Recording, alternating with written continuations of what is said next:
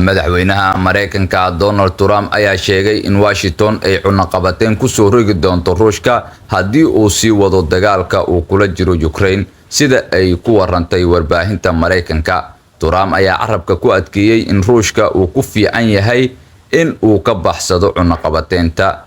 waaxda arrimaha dibadda ee Mareykanka ayaa xaqiijisay sida ay uga go'an tahay maamulka Trump in ay taageerto Ukraine dagaalkeeda ku aadan nabadda waarta oo ka dhacda gobolka Bariga Dhexe. Dhinaca kale, madaxda midowga Yurub iyo madaxda dalal badan oo Yurub ah ayaa ugu baaqay madaxweynaha Mareykanka Donald Trump inuu la xaajoodo Ruushka kaliya kadib markii xabad joojin looga dhawaaqay Ukraine.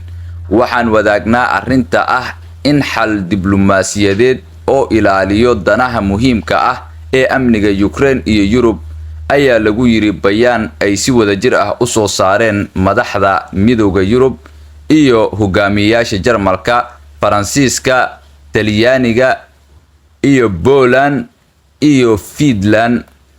bayaanka ayaa sii socday: waxaan aaminsanahay in danaha muhiimka ah ay ku jiraan baahida loo qabo damaanad ammaan ah oo xasiloon oo la isku haleyn karo ee Ukraine.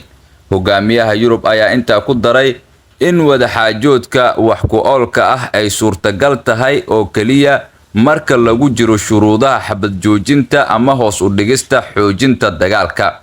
hogaamiyaasha Yurub ayaa baaqan u jeediyay madaxweynaha Mareykanka Donald Trump ka hor kulanka la filayo ee 15 bisha Agoosto ku dhex mari doono magaalada Alaska madaxweynaha Ruushka Vladimir Putin, halkaasoo la filayo in labada hogaamiye ay ka wada hadlaan xalinta colaadda Ukraine.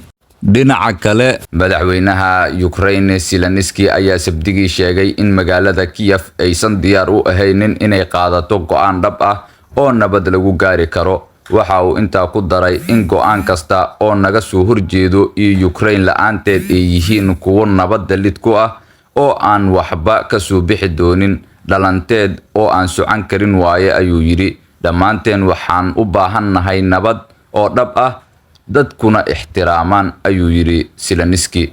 Trump iyo Putin oo ku kulmay Alaska, hadalka madaxweynaha Ukraine ayaa yimid kadib markii lagu dhawaaqay kulanka dhawaan dhex mari doono madaxweynaha Mareykanka Donald Trump iyo dhigiisa Ruushka Vladimir Putin oo ka dhici doono magaalada Alaska bartamaha bisha Agoosto, kaasi oo ku saabsan heshiis nabadeed oo lagu soo afjarayo dagaalka Ukraine kaasoo socday tan iyo bishii Febraayo ee sanadkii 2022.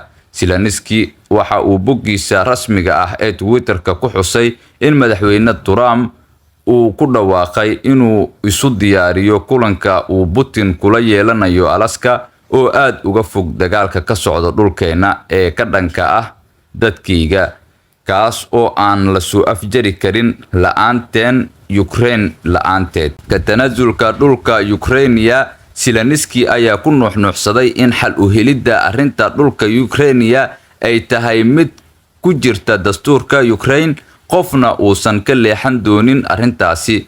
qofna ma awoodo inuu sidaas sameeyo. Ukraine aysan dhulkeeda ku wareejin doonin gumaystaha.